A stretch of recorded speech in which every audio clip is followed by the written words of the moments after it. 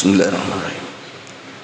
Assalamualaikum warahmatullahi wabarakatuh. Alhamdulillahi rabbil alamin, alladzi ja'ala syahra Ramadan syahran mubaraka. Wassalatu wassalamu ala asyrafil anbiya'i wal mursalin wa ala alihi wa sahbihi ajmain, amma ba'd. Kaum muslimin dan muslimat, as-saimina was-saimat, jemaah subuh yang insyaallah sama-sama dimuliakan dan dirahmati oleh Allah Subhanahu wa taala. Puji syukur kehadirat Allah Rabbul Alamin senantiasa kita panjatkan atas limpahan rahmat, hidayah dan taufiknya kepada kita semua, dan terutama atas perkenannya sehingga di hari kelima bulan suci Ramadan 1444 Hijriah kita masih dapat membersamai bulan yang penuh keberkahan dan dirahmati oleh Allah Subhanahu wa taala. Selawat dan taslim atas junjungan Nabi Allah Muhammad sallallahu alaihi wasallam, Nabi junjungan dan panutan terbaik kita. Semoga kita adalah bagian dari umatnya yang tetap istiqamah menjadikan beliau sebagai teladan terbaik kita. Jemaah yang dimuliakan oleh Allah Subhanahu wa taala, hampir setiap mubalik mengawali ceramah di bulan Ramadan ini tidak lupa mengingatkan bahwa atau menyampaikan bahwa Ramadan ini adalah bulan yang penuh berkah. Di dalamnya banyak rahmat Allah Subhanahu wa taala. Keberkahan ini tentu banyak wujudnya. Rahmat ini boleh jadi banyak wujudnya, tapi jarang kita mencoba untuk menggali kira-kira berkah yang bisa diperoleh dan bentuk rahmat Allah di bulan suci Ramadan ini seperti apa.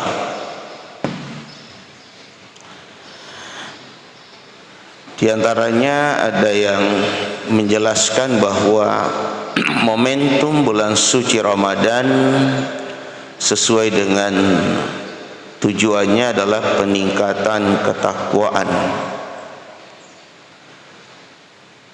Itu sudah ditegaskan di dalam Al-Quran. Momentum Ramadan adalah momen untuk bisa mengembalikan kesucian karena dosa-dosa terampuni. Demikian antara lain disebutkan dalam hadis Nabi. Saya ingin mencoba untuk melihat sisi rahmat dan keberkahan bulan suci Ramadan, memperkuat dari narasi-narasi yang kadangkala bersifat normatif, abstrak. Yang pertama, berdasarkan petunjuk Allah dan Rasulnya bahwa kita manusia adalah makhluk yang diciptakan oleh Allah yang paling sempurna. Bahkan kita adalah makhluk Allah yang dimuliakan. Allah berfirman, a'udzubillahi minasyaitonirrajim, wa karrama bani Adam, karramallahu bani Adam, Di ayat yang lain disebutkan laqad khalaqnal insana fi ahsani taqwim. Jadi kita adalah ciptaan Allah yang paling sempurna. Kita adalah makhluknya yang dimuliakan. Rasulullah juga menegaskan bahwa kita manusia semua lahir dalam keadaan fitrah. Kullu mauludin yuladu alal fitrah. Namun di sisi lain, manusia ketika diberikan tugas kehambaan dan kekhalifahan yang disertai dengan potensi akal sekaligus ada nafsu, manusia juga disyaratkan memiliki beberapa tabiat yang kalau perimbangan antara pemanfaatan akal dan pemenuhan nafsu ini tidak berimbang, apalagi akal kalah, maka manusia bisa menjadi hina, bahkan lebih hina dari binatang.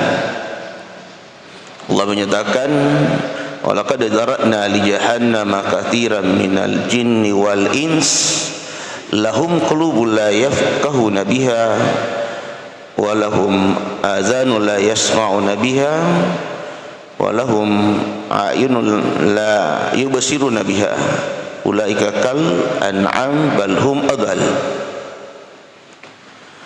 Al-Quran juga menegaskan bahwa kita manusia ini punya hasrat yang bisa berlebih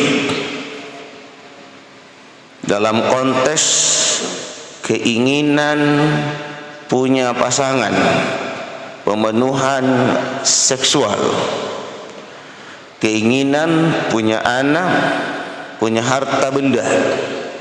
Allah menegaskan, zina linnasi hubbus syahawati minan nisa wal banin wal qanatiril muqantarati minaz zahabi wal fiddah ila akhiril ayat. Bahkan manusia juga memiliki potensi atau tabiat yang suka melampaui batas. Innal insana la yatagha. Di sisi lain manusia suka berkeluh kesah. Innal insana hulika halwa. Apalagi kalau dalam persoalan jabatan. Innahu kana zaluman jahula. Manusia kadang bertindak zalim dan bertindak bodoh kalau menyangkut soal jabatan. Mungkin dia tahu kapasitasnya ada yang lebih hebat, tetapi karena hasratnya mau menduduki jabatan, maka dia kadangkala sogok orang. Kalau tidak cukup uangnya, jual apa yang dimiliki. Kalau belum cukup dirasa, pinjam. Kan gitu. Jadi namanya kadang menzalimi orang, menzalimi diri, bertindak bodoh. Kehadiran bulan suci Ramadan sebagai berkah dan bentuk rahmat atau kasih sayang Allah kepada hambanya kita ini manusia, patut untuk kita syukuri. Ini adalah sebuah kebutuhan dalam kehidupan kita. Allah menyatakan, antumul fuqara'u ilallah wallahu huwal ganiyul hamid. Kalian yang butuh Allah, Allah itu sudah maha kaya.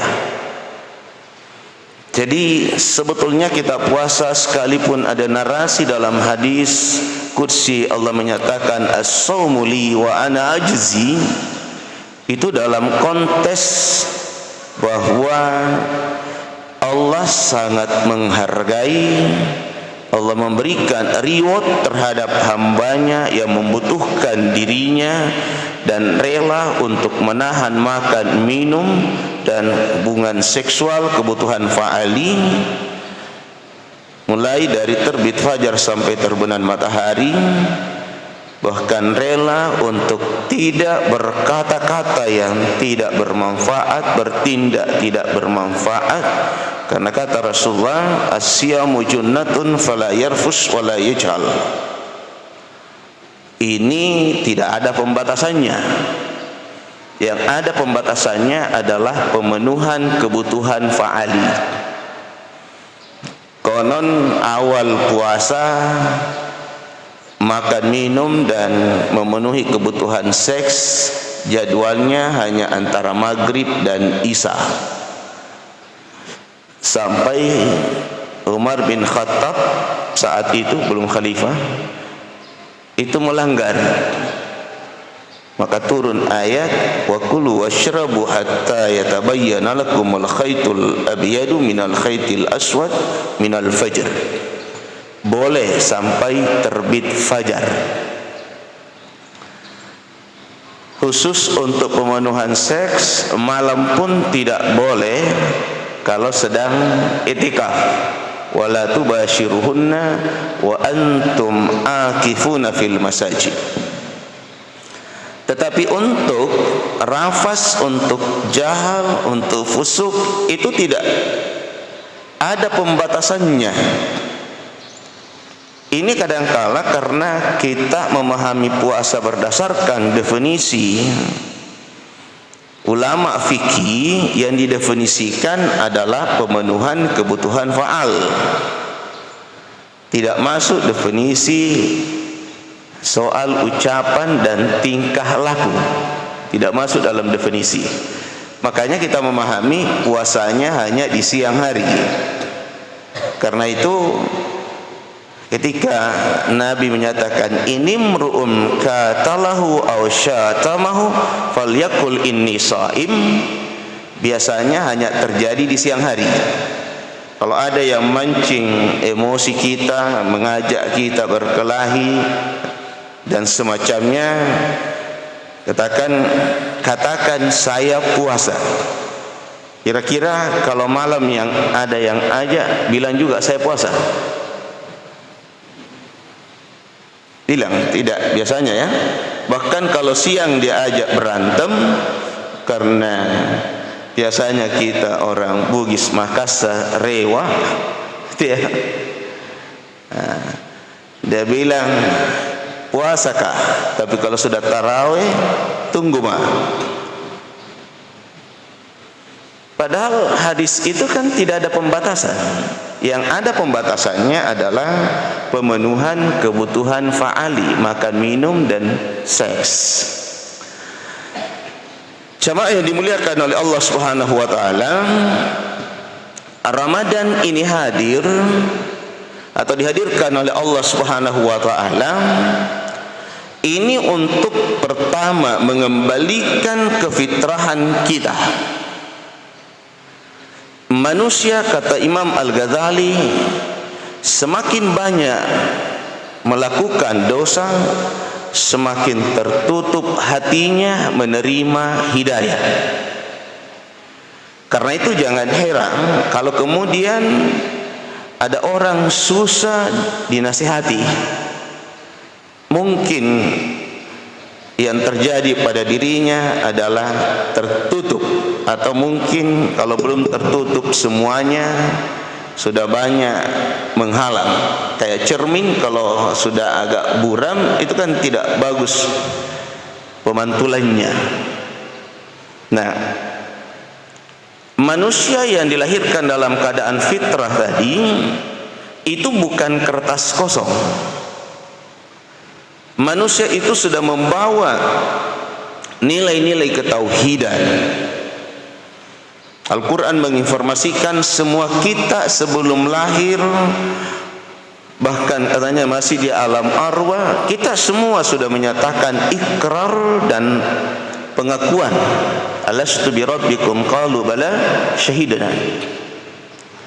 Nilai-nilai ketauhidan ini itu membawa nilai-nilai yang lain, misalnya keikhlasan, kejujuran, mudah memaafkan. Beda kalau disiplin. Disiplin itu butuh pembiasaan. Bersih butuh pembiasaan. Tapi jujur tidak cukup pembiasaan.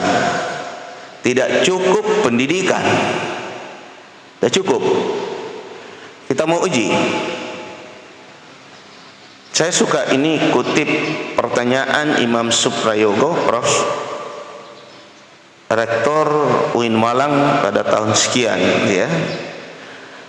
Dia pernah tanya kepala dinas pendidikan Malang, karena dia kan rektor UIN Malang, ya. Dia tanya sejauh mana keberhasilan pendidikan di Kota Malang. Dia sudah ungkapkan semua prestasinya. Lalu dia tanya, katanya, boleh saya tanya untuk menguji, kira-kira begitu ya, mengukur, jangan saya menguji, mengukur keberhasilan pendidikan. Mana lebih jujur anak TK dari anak SD? Kira-kira kalau kita di sini lebih jujur anak SD atau anak TK, Pak? Anak TK. Kalau anak SD sama anak SMP mana lebih jujur?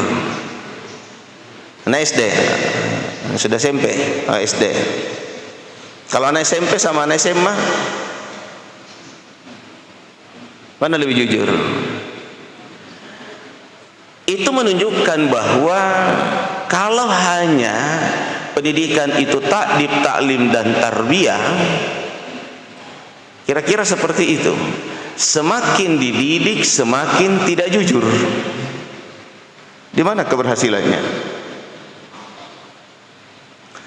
Nah, ibadah mahda termasuk Ramadan ini itu adalah petunjuk Allah untuk mentazkiyah diri kita. Jadi kalau tidak hanya baca wahyu kan, yatlu alaihim ayatina wa yuzakkikum wa yuallimukum.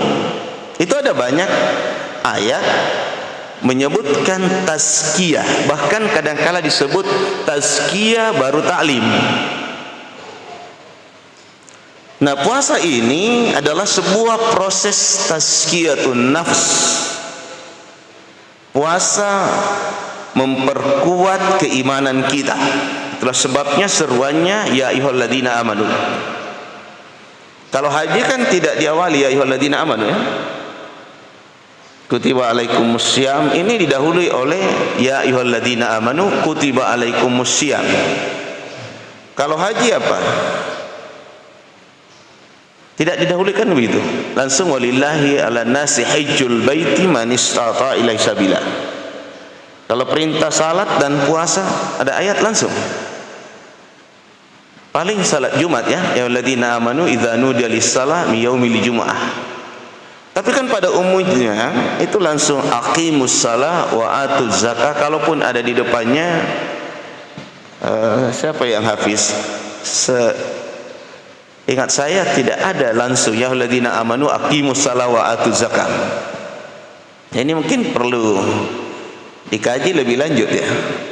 Saya memahaminya itu artinya bahwa hanyalah orang-orang yang beriman berpuasa bisa meraih tujuan puasa. Dan itu diperkuat dalam hadis kan? Man qama ramadhana imanan wahtisaban itulah ghufirallahu ma taqaddama min zambihi. Ini proses tazkiyah ini yang harus kita sadari, bahwa kehadiran bulan Ramadan, karena boleh jadi kita banyak sampah dalam diri kita, ya. Itu di Ramadan momennya paling tepat membersihkan. Bagaikan stasiun, kita masuk di stasiun, semua sampah-sampah perjalanan kita buang, termasuk buang air kecil, ya. Tetapi di sisi lain kita nambah bekal, kan gitu, ya. Nah, jemaah yang dimuliakan oleh Allah Subhanahu wa taala. Jadi ini mentazkiyah diri kita. Ternyata Rasulullah di samping mentazkiyah aspek spiritual, juga Nabi mencontohkan selain giat spiritual juga giat kemanusiaan. Tetapi terkait dengan diri kita yang saya sebutkan tadi macam-macam, bahwa kita juga punya hasrat, ya, punya sifat. Ternyata analisis medis itu menunjukkan bahwa hari pertama, kedua, mungkin paling lambat hari ketiga, itu yang terjadi dalam tubuh kita. Saya tadi malam dijelaskan oleh Ana slide hasil penelitian dari segi fisik kita, ya, biologis kita. 1 sampai 2, mungkin paling lama 3 hari itu terjadi detox dalam diri kita. Itu sampah-sampah jasad ini itu terbuang. Dampaknya biasa sakit kepala, mual. Makanya biasa hari pertama, kedua itu kadang-kala seperti itu. Mulai hari ketiga sampai hari ke-8 itu sudah mulai terjadi pembiasaan, ada kebiasaan baru, habit, ya, ada perubahan, pergeseran makan, pergeseran aktivitas, gitu ya. Itu paling tidak sampai hari ke-8 itu sudah terjadi kebiasaan baru dalam, termasuk, ya, terutama mungkin dalam proses makan kita. Sekarang sudah mulai tidak terganggu makan sahurnya. Awal kalau tidak biasa salat sunat Senin Kamis agak terganggu itu, biasa tidak terlalu selera. Sekarang sudah mulai agak biasa makan, buka puasa juga agak biasa. Nah, di hari ke-8 atau 9 sampai 15 katanya itu terjadi pertumbuhan, peningkatan. Jadi sel-sel itu sudah mulai terganti, sel-sel kita mulai terganti yang baru. Dan hari ke-16 sampai terakhir itu adalah pematangan. Bahkan karena sel terganti bagus, kesiapan kita sudah bagus, tidak terpengaruh dengan rutinitas sebelum Ramadan, momen untuk kita iktikaf juga tidak terlalu terganggu. Ada orang yang anfal gara-gara iktikaf, tidak ada juga, ya, tidak ada sejarah, kan? Kalau dia ikuti dari awal itu prosesnya. Saya membaca juga satu kesimpulan, tidak membaca artikelnya, tapi membaca sebuah kesimpulan dari hasil penelitian dalam kaitan dengan pembentukan karakter. Ini takdib. Hasil penelitian itu kalau tidak salah dilakukan oleh John Batch dari New York. Itu mengatakan bahwa seseorang yang diinjeksi perilaku positif atau negatif dalam waktu kurang lebih 30 hari itu akan terjadi perubahan karakter. Nah, kalau Ramadan ini betul-betul kita pakai menginjeksi diri kita untuk semua aktivitas yang baik, insya Allah setelah Ramadan itu akan tetap. Itu akan tetap. Kecuali kalau diubah lagi. Kalau kita ubah itu mungkin Syawal belum. Zulqa'dah sudah mulai. Apalagi kita ini punya kebijakan, atau negara punya kebijakan, liburnya kan bukan sebelum Lebaran, liburnya setelah Lebaran. Apa dampaknya kalau liburnya setelah Lebaran? Begitu habis Lebaran, macam-macam dibikin, Pak. Hura-hura yang banyak. Jadi terlalu cepat diubah itu kebiasaan. Karena kita bikin kebijakan liburnya setelah Ramadan. Mestinya kan bagusnya libur Ramadan, atau paling tidak 10 hari sebelum, supaya tikafnya bagus, gitu ya. Ini tidak. Begitu Lebaran sudah di tempat rekreasi lah, macam-macam, gitu ya. Nah, jadi itu terlalu cepat diubah itu kebiasaan baru. Nah, Ramadan hasil penelitian ini 30 hari atau 29 hari, 1 bulan lah kira-kira begitu. Kalau kita injeksi orang karakternya menjadi orang jahat, dia akan jadi orang jahat dalam Jadi jangan heran kalau dulu jalur ini biasa ada tukang begal ya. Biasa orang aja. Kenapa ini masa mamanya dibunuh, orang tuanya dibunuh, atau orang lewat saja dibegal? Itu kalau sudah, apalagi lebih dari 1 bulan sudah di ini, itu bisa berubah Pak. Itu bisa berubah. Nah, Rasulullah juga ternyata memang tidak hanya menjadikan Ramadan itu sebagai giat spiritual, tetapi giat kemanusiaan, dan menunjukkan contoh Nabi sangat peduli dan mendorong kita untuk peduli terhadap sesama.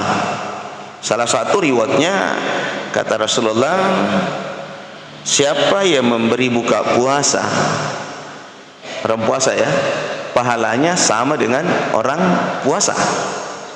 Wal hasanatu bi asyri amthali, setiap kebaikan yang kita lakukan dilipat gandakan sampai 10 kali. Itu artinya apa? Supaya lebih peduli sama orang, kan itu ya. Nah, ini akan memberikan, menginjeksi energi positif kepada kita atau mengembalikan kefitrahan kita. Maka yang tadinya mungkin kita sudah sering curiga sama orang, itu bisa kembali. Tadinya suka su'uzan berubah menjadi husnuzan, kan itu. Tadinya suka bodoh-bodohi orang karena mengembalikan kefitrahan, malah suka membantu orang. Nah, ini juga dibiasakan. Nah, ternyata juga Rasulullah itu tidak diam ketika bicara soal peradaban. Ya, mungkin kita biasa menyebut aspek kebangsaan, politik, gitu ya. Catatan sejarah kita baca peristiwa perang Badar. Nah, kita punya pakar sejarah di sini, ada Pak Termustari di belakang. Itu terjadi bulan Ramadan, benar Ustaz? Terjadi bulan Ramadan. Puasa berperang menang. Fathul Makkah terjadi tahun ke-8, itu juga bulan Ramadan. Perencanaannya mulai tentu bulan tahun ke-7 sudah direncanakan kan itu ya. Tapi kan endingnya di bulan Ramadan. Ada yang lebih ekstrim. Al-Quran menceritakan kemenangan Nabi Daud. Waktu itu belum jadi Nabi. Daud sebagai bagian dari pasukan Talut mengalahkan Jalut. Apa perintah Allah? Direkam dalam Al-Quran. Pasukan itu melintasi sungai, tapi diperintahkan jangan ada yang minum dari air sungai ini kecuali hanya pakai tangannya. Jadi itu kan tidak banyak, tidak bisa dibawa kan. Lalu pasukan banyak ini mengatakan, gimana caranya kita menghadapi musuh sementara kita ini kelaparan, kita ini haus. Mana bisa kita perjalanan masih jauh hanya bisa ambil di sini. Tidak boleh pakai tempat. Jadi berapa sih? Berarti kan melintasi itu hanya bisa minum. Dia bisa bawa. Nah, jadi banyak pasukan saat itu kemudian protes dan akhirnya mundur. Tapi Nabi Daud kemudian ya, dan beberapa orang yang taat, karena janji Allah, kalau mengikuti perintah Allah, Allah akan memberikan janjinya kan, menunjukkan janjinya. Ternyata yang remaja ini yang kalahkan raja, apa panglima. Jadi cerita Nabi Daud kan masih remaja, dia ajak berperang. Ternyata dia yang membunuh panglimanya, Jalut. Kemenangan itu.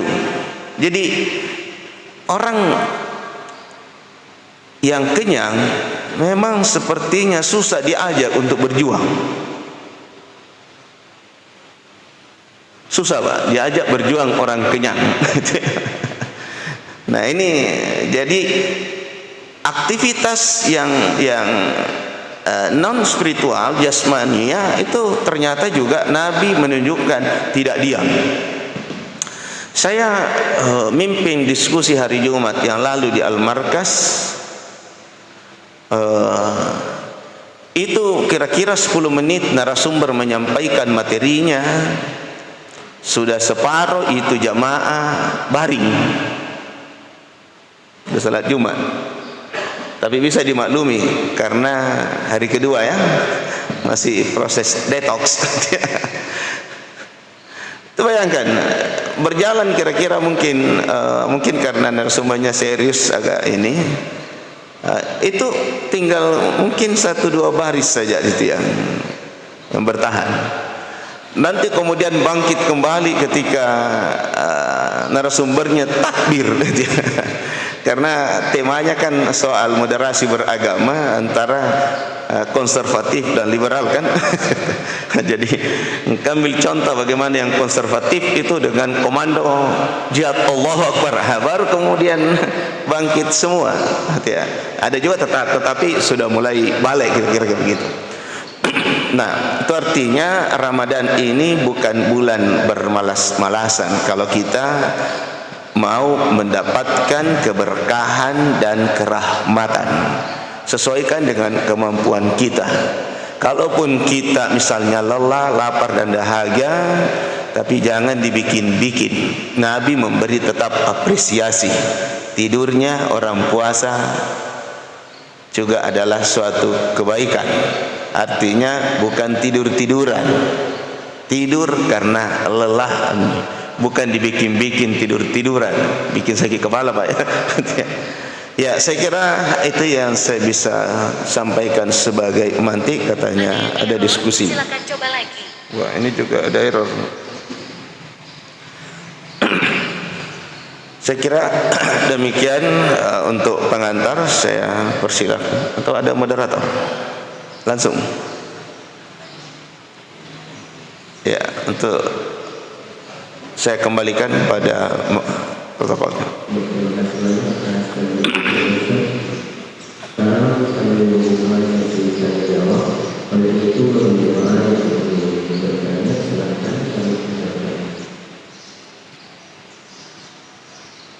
Ada.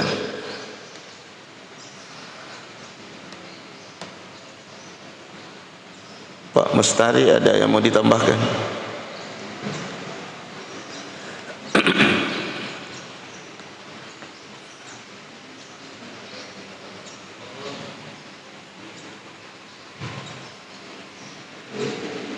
Tanya kehidupan saya besok malam, besok subuh. Jadi besok subuh kita ayo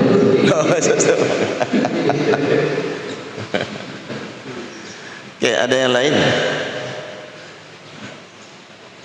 Ada? Dicukupkan?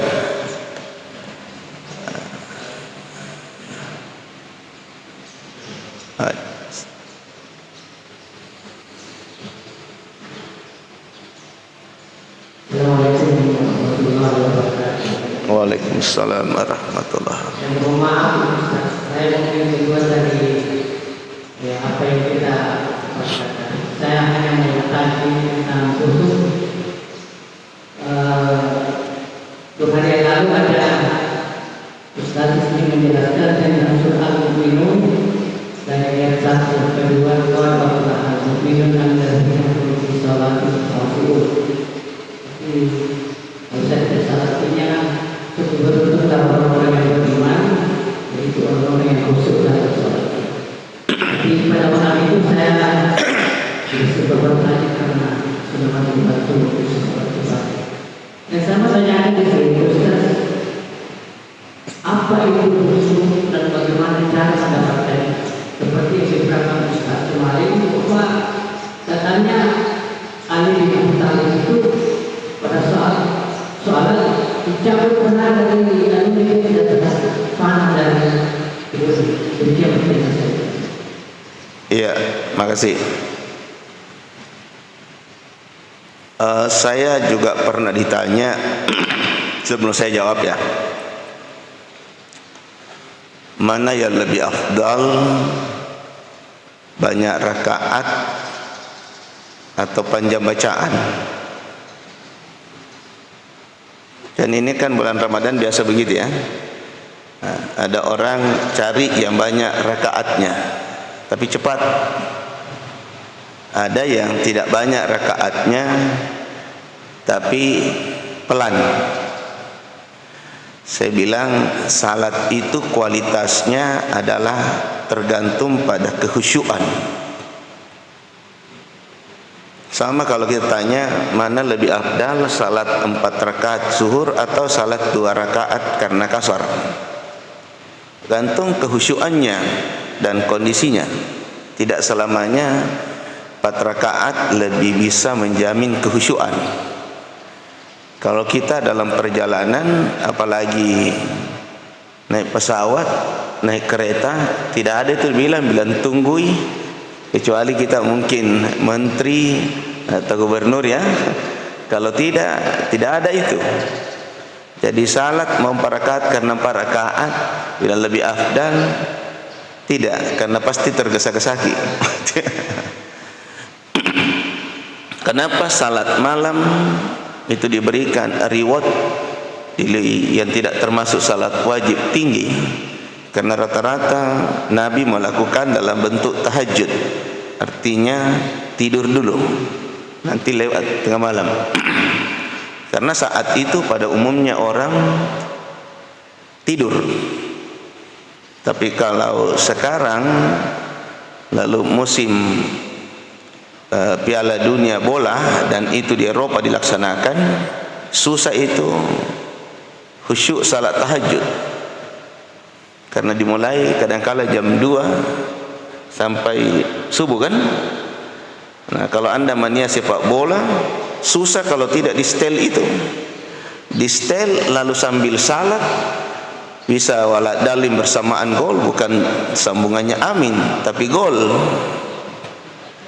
Kenapa Nabi menyatakan bahwa simbol perempuan sebagai simbol seks itu bisa mengganggu salat sama dengan anjing sebagai simbol najis terberat, mughalladah, dan suara keledai sebagai pengganggu. Karena suara keledai adalah suara terbesar saat itu karena belum ada dibikin-bikin ya. Inna min angkaril aswat la sautul khamir, kan gitu ya. Saya katakan karena ketiga-tiganya memang bisa merusak salat.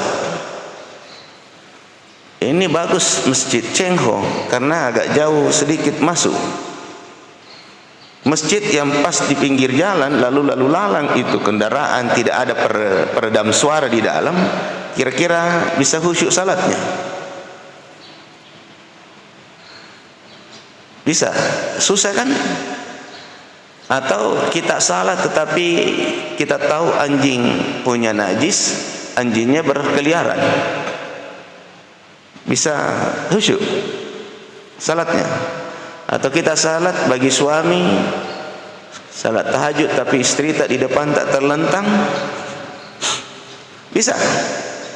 Sebaliknya, istri tapi suaminya sangat kekar di depannya, bisa. Nah, itu berarti kehusyuan itu menunjukkan ketenangan di dalam melaksanakan salat. Tentu diawali dengan niat karena ada perintahnya wa ma umiru illa liya'budullah mukhlishina lahuddin. Salat itu bagaimana sebisa mungkin tidak ada gangguan. Tidak ada gangguan. Nah, dari luar diri kita jaga agar tidak mengganggu. Bagaimana dari dalam diri kita? Tidak sedikit kita salat sambil menghayal. Benar? Pertanyaannya apa yang buat kita menghayal? Karena kita berada pada satu momen di mana momen itu kita diam, mulut boleh jadi membaca tapi hati tidak ikut. Kenapa tidak ikut? Karena tidak paham apa yang dibaca. Nah, tidak paham kan? Jadi tetap kita harus sadar jangan sampai salah tata cara salatnya. Tapi kalau mau khusyuk dalam konteks tenang gitu ya, dia konsentrasi hanya tulus hanif kepada Allah, dia lurus, disertai tadi niat bukan karena ikut-ikutan, bukan karena apa, itu akan membuat salat kita sebetulnya itu adalah fokus. Fokus. Jadi mungkin sederhananya itu khusyuan itu menunduk, merendah, tenang, itu adalah fokus. Apa yang harus kita fokus? Bahwa kita salat, kita berdialog dengan Allah, disebutkan dalam sebuah riwayat salat mi'rajul mu'minin, meskipun ini katanya bukan pernyataan Nabi, adalah sebuah komunikasi vertikal. Jadi kita harus menyadari di saat kita salat sebetulnya kita sedang berdialog dengan Tuhan. Supaya kita sadar berdialog, sebaiknya itu ucapan dan perbuatan atau gerakan salat itu dipahami maksudnya. Misalnya ini, Allahu Akbar. Kita membesarkan Allah ya. Itu menafikan kebesaran diri kita, apapun jabatan kita. Kita harus menafikan itu. Tapi coba maki Allahu Akbar, tapi pikiran kita, saya kan komandan, saya kan penguasa di sini. Kira-kira bisa fokus? Tidak bisa. Nah, makanya kalau tidak salah Imam Asy-Syafi'i barangkali memberikan petunjuk kepada kita tentang fokus. Katanya diambil dari peristiwa Ali bin Abi Thalib itu. Katanya, tapi itu kan sebuah riwayat menjelaskan bahwa dites semuanya, ternyata ada yang sudah mau salam baru muncul saya pemenangnya. Tapi kan cerita ini apa iya Nabi pernah memperlombakan salat? Tapi ini kan sebuah riwayat yang saya kira menjadi penting gitu ya.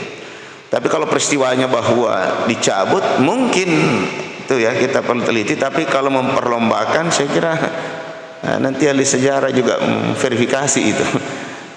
Kalau Nabi memperlombakan, sehingga mungkin itu dasarnya diperlombakan juga salat ya. Nah, Imam Syafi'i tidak salah memperkuat bahwa minimal kita harus fokus pertama di saat takbiratul ihram. Jangan takbiratul ihram lain yang kita pikir, fokus. Yang kedua, ini minimalnya, ketika kita membaca Fatihah di ayat keberapa itu? Iyyaka na'budu wa iyyaka nasta'in. Karena artinya apa? Hanya kepadamu kami menyembah, hanya kepadamu minta pertolongan. Bayangkan kalau itu yang kita baca, pikiran kita kemana? Berarti yang kita sembah, yang kita minta pertolongan, yang kita pikirkan. Kan gitu.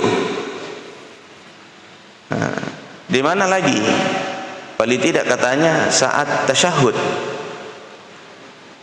Terutama di saat mengucapkan syahadat, dua kalimat syahadat, asyhadu an la ilaha illallah. Makanya sebagian ulama mengatakan di saat asyhadu an la ilaha illallah gerakkan tangannya. Kenapa digerakkan tangannya? Sadar bahwa di saat itu kita bersyahadat kembali. Jangan sampai asyhadu an la ilaha illallah sembarang pikir jadi tangan ini goyang atau tidak, atau goyang terus. Nah, itu supaya muncul fokus. Ada yang goyang itu karena tulis juga. Asyhadu an la ilaha illallah. Nah tulis tongi di sini asyhadu an la ilaha illallah atau minimal la ilaha illallah. Jadi la ilaha illallah atau minimal Allah. Goyangnya itu adalah menulis karena mau lebih fokus bahwa yang dia baca itu. Sebetulnya ke situ dasarnya. Dan yang keempat di saat beri salam, pamit toh. Masuk masjid saja sebelum tahiyatul masjid. Ya, saya mengatakan salat-salat rawatib itu tahiyatul masjid, ada juga tahiyatul masjid keluar yang bagusnya. Makanya kalau kayak seperti ini, karena dilarang kita salat pas terbit matahari, ya lewat-lewat bisa dikit. Ya, supaya tahiyatul masjid juga ya, pamit untuk pulang. Minimal situ. Jadi khusyuk itu sebetulnya ya mudah dipahami, fokus. Bagaimana caranya fokus? Sadar bahwa kita salat. Yang kedua, pahami ucapan dan gerakan. Masa semua chat ini banyak sekali kita baca setiap hari, kita tidak pernah berusaha untuk tahu apa yang kita baca. Makanya itu kalau kita berjamaah, kalau baca bacaan imam yang pangepuk ya, bacaan surah-surah, kan perintahnya kita disuruh saja diam supaya juga fokus. Idza quri'a Qur'an fastami'u lahu wa ansitu. Tidak usah baca yang lain, ikut saja, karena yang boleh jadi kita tidak paham yang itu juga. Jadi yang pokok ini kita paham, bacaan yang pokok ya, takbiratul ihram, doa iftitah, al-fatihah, kan itu ya, bacaan ruku, i'tidal, sujud, doa di antara dua sujud, kan itu ya, tahiyat. Berapa sih? Kita upayakanlah itu kita paham itu, supaya ketika kita baca kita memang nyadar gitu ya. Jangan seperti anak TK menyanyi lagu Korea, enjoy kelihatan tapi kan tidak paham. Nah, jadi itu caranya ya saya pahami. Jadi pahami tata caranya, pahami makna bacaan, pahami makna gerakan. Kenapa kita ruku? Supaya kita bisa lebih menunjukkan kehambaan kepada Allah, membiasakan hanya ruku kepada Tuhan, bukan ruku sama manusia atau sama ciptaan. Kita sujud, bayangkan ini kepala, kita kasih sujud Pak.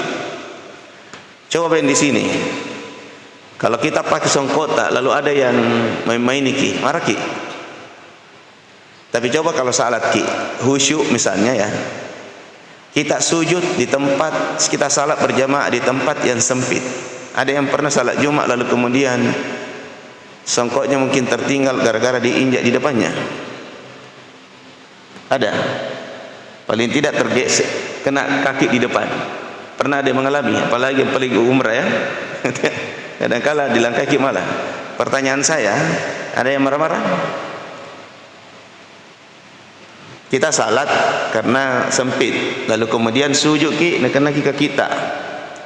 Bahkan kadang-kala songkok malah tertinggal ya. Pertanyaan saya, marah ki? Tidak kan?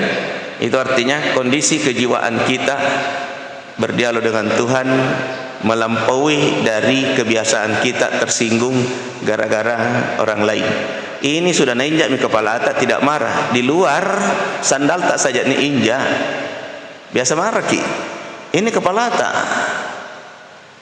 Coba kalau latihan salat itu kesadaran ketuhanan dibawa keluar, pasti kita bisa memaklumi orang. Kita tidak mudah marah Pak. Itu apa yang membuat sebetulnya? Itu karena kesadaran ketuhanan. Ini yang harus kita ciptakan. Bagaimana kalau saya tidak paham?